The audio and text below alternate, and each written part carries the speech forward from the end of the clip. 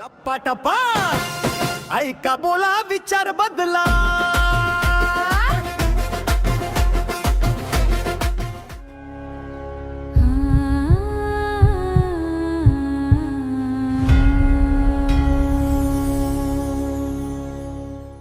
नमस्कार मित्रांनो, तुमचं स्वागत आहे आपल्या गप्पा टप्पा या पॉडकास्टमध्ये. तुम्हाला आवडली जे आमची सिरीज ज्याचं नाव आहे मला काय सांगायचं आहे, तर त्यामध्ये आज आपण परत काकूंशी भेटणार आहे, काकूंशी बोलणार आहे. काकूंबद्दल थोडं सांगायचं आहे मला. काकूंचं एक यूट्यूब चॅनल आहे, याचं नाव आहे कृष्ण मंदे जगद्गुरुम.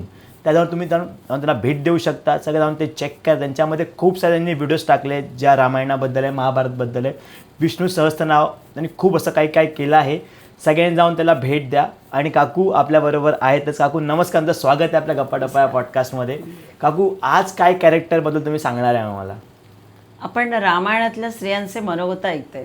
आज आपण बघणार आहे उर्मिला, जनकनंदिनी सीतेची बहीण उर्मिला. खरं तर हे एक पर्णांतरित पात्र असं म्हटलं तर चालेल. पर्णांतरित याचा अर्थ काय की रामायणातल्या पानांच्या आड असणारे असे हे काही पात्र असतात की ते पुढे आलेच नाही, प्रकाशझोतात आलेच नाही. म्हणून आम्हाला वाटलं की त्यांनाही काहीतरी सांगावं असं वाटत असेल, त्यांचाही एक काहीतरी अंतरीचा उमाळा असेल. कारण लक्ष्मण पत्नी उर्मिला ही 14 वर्ष लक्ष्मण जेव्हा रामाबरोबर वनवासाला गेले त्यानंतर फक्त राजवाड्यातच राहिलेली आहे. राम जात असताना सीता त्यांच्याबरोबर वनवासाला गेली आहे, परंतु उर्मिला वनवासाला गेली नाही आहे. कारण लक्ष्मणाने तसे तिला अटच घातली होती की तुला इथेच राहायचं आहे, सगळ्यांची सेवा करायला. आणि खरोखरच उर्मिला कशी होती? प्रेममूर्ती होती. समर्पित जीवन असं उर्मिलेचं होतं. आणि ते का म्हणून तिने असं केलं? कारण समोर आलेल्या प्रसंगाला कसं सामोरं जायचं. कारण असे प्रसंग बरेचदा आपण बघतो की जीवनातसुद्धा असे बरेच प्रसंग येत असतात, पण त्याला सामोरं जाणं सगळ्यांना जमतं असं नाही. पण उर्मिलेने तसं केलं नाही. अत्यंत चांगल्या प्रकारे ती त्याला सामोरे गेलेली आहे आणि तिने तिचं जीवन खरोखर सगळ्यांच्या सेवेमध्ये घातलेलं आहे. त्यावेळेस ही सहनशक्तीची मूर्ती होती. ती जणू सहिलोत्तमास म्हटलं तरी चालेल. सीते इतकीच सहन करणारी शक्ती तिच्यामध्ये ती. उर्मिला शब्दाचा अर्थ असा आहे, उर्मिल शब्द आहे तो. खरं तर उर्मिलचा अर्थ आहे प्रेमाचा प्रवाह, ज्याला म्हणते जो इथून स्रवतो. किंवा उर्मिलचा दुसरा असा अर्थ आहे विनीत किंवा विनम्र अशी. आणि खरोखरच उर्मिला तशीच होती. पण तरीसुद्धा एखाद्या स्त्रीला लग्न झाल्यानंतर आपली संसाराची सुखस्वप्ने रंगवण्याच्या आधीच जर वियोग आला असेल तर तितक्या समर्थपणे कोणीच आजच्या जगात साथ देणार नाही. आपल्या पतीबरोबर ती जायला आग्रह करेल, पण आज पूर्वीच्या या रामायणातल्या स्त्रिया जर तुम्ही बघितल्या तर खरोखरच नारी शक्तीचं एक समर्थ असं त्याला काय म्हणू आपण, सुशीला, सुधीरा आणि समर्था अशाच त्या होत्या. म्हणजे खरोखरच सहनशक्ती त्यांच्याजवळ होती. बघूया उर्मिला आपल्या अंतरीचा उमाळा सांगते. कारण संपत्ती, राज्य, कीर्ती स्त्रीसाठी महत्त्वाचे असतातच असे नाही, पण तिचा पती जर सोबत असेल तर ती कुठल्याही संकटांना, परिस्थितीला सामोरं जाते. उर्मिलाचं पात्र ते तसंच आहे. उर्मिला समर्पित जीवन असणारी आहे.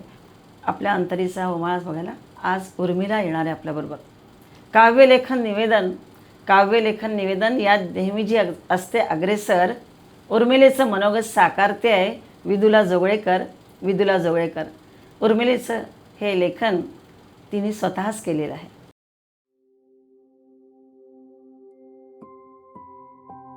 साऱ्या अयोध्येवर अवकाळा पसरलेली होती. माझी बहीण सीता, माझी प्रिय सीता अयोध्येची साम्राज्ञी होणार होती. कोण कोण आनंद झाला होता हो मला. आणि नाथांच्या डोळ्यातूनही तो आनंद ओसंडून वाहत होता. कारण त्यांच्या दैवताचा राज्याभिषेक होणार होता ना. पण आत्ता या क्षणी मात्र कोमेजलेल्या राज्याभिषेकाच्या साऱ्या खुणा डोळ्यांना खोपत आहेत. जिथे राम नाही तिथे राहण्यात काही अर्थ नाही. निरोपाच्या क्षणांचे नाथांचे हे शब्द खरोखर आम्ही सारे अयोध्यावासीय अनुभवतच होतो. खरंच नाथांचे शब्द बरोबर होते. राम कशातच राहिलेला नव्हता. पण तरीही अंतरात एक सल वर उभा राहून येतो आणि विचारतो, का कोणत्या अर्थाने, काय संबंधाने माझ्या वाट्याला हे वैराग्य यावे? मी अजूनही संभ्रमातच आहे. हो, मी अजूनही संभ्रमात आहे. बंधू सेवेचे कारण देऊन नाथ मला महाली ठेवून एकटेच वनवासात निघून गेले. क्षणभर देखील त्यांनी माझा विचार केलाच नसेल काय, एक पत्नी म्हणून? तेव्हा ब्राह्मणांसमोर एक विवाह विधी पार पाडत असताना सहजीवनाची कित्येक स्वप्ने डोळ्यात उमलत होती, त्यांच्याही आणि माझ्याही. स्वयंवरासाठी जमलेले देशोदेशीचे वैभव संपन्न राजे, पण पाहता क्षणी वरावे वाटलेले असे हे 2 राजकुमार, तेजस्वी आणि धीरगंभीर, क्षात्र तेजाने स्फुरणारे त्यांचे बलदंड बाहू, धर्म, अर्थ, काम, मोक्ष हे गृहस्थाश्रमाचे 4ही स्तंभ ते आपल्या या बाहूंवर नक्कीच पेलणार होते. आणि खोटं कशाला सांगू, विवाहानंतर नाथांनी मला सर्वार्थाने सन्मानित केले. त्यांच्या सवे अनेक सौख्य सोहळे मी उपभोगले. श्रीरामांची सावली होण्याचे भाग्य नाथांना लाभले होते आणि त्या भाग्यासह मी त्यांचा स्वीकार केला होता. हो, त्या भाग्यासह मी त्यांचा स्वीकार केला होता. लक्ष्मण हे केवळ माझे पतीच नव्हते, तर ते श्रीरामांचे अनुज देखील होते. जन्मता श्रीरामांच्या चरण सेवेचे व्रत त्यांनी मागून घेतलेले होते. आणि खरंच माझी काही यासाठी तक्रार नव्हती. पण तरीही मला असे वाटते की का मला न सांगता नाथ वनवासात निघून गेले. किमान एकदा तरी त्यांनी माझी परवानगी घ्यायला हवी होती. मला देणार असलेल्या दीर्घकाल विरहासाठी एकदा तरी त्यांनी माझी अनुमती घ्यायलाच हवी होती. आणि अशी अनुमती ही शास्त्रसंमत आहे. अनुमती मी दिलीच असती हो, पण फक्त एकदा माझे विरह, माझे एकलेपण जाणून दिले असते. मला आपल्या रुंद छातीत मिटवून घेत नाथांनी मला थोपटले असते, माझे विरह अश्रू पुसले असते, तर कदाचित हा विरह काल मी आनंदाने भोगला असता. स्त्री सुलभ भावनेने मी कदाचित वनवासात त्यांच्यासोबत जाण्यासाठी हट्ट देखील केला असता. पती सोबत असेल तर वनवास काय अवघड आहे हो. पण नाही, असे काही घडले नाही.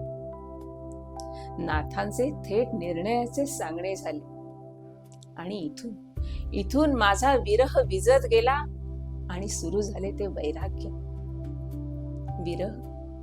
विरह की ज्यात भावनेची ओल असते, भले ती भावना दुःखदायक का असेना, पण मिलनाची आस जिवंत ठेवण्यासाठी ही ओलच उपयोगी पडते. पण नाथांचा रुक्ष कोरडा व्यवहार मला वैराग्याच्या वाटेवर घेऊन गेला.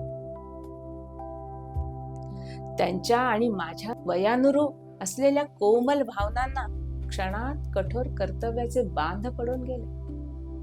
मला ठाऊक आहे आम्ही स्वीकारलेले वरलेले पती हे सामान्य नाहीत, ते असामान्यच आहेत, अनुकरणीय आहेत. पुढील कैक पिढ्यांसाठी ते अनुकरणीय आहे.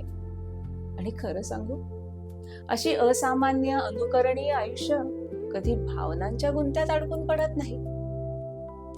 त्यांना धर्माचे, कर्तव्याचे, विवेकाचे काटेरी मुकुट माथी चढवावेच लागतात. क्षात्रते जन्मताच घेऊन आलेले हे 4ही बंधू कर्तव्य निष्ठेत कदापिही कमी पडणार नव्हते.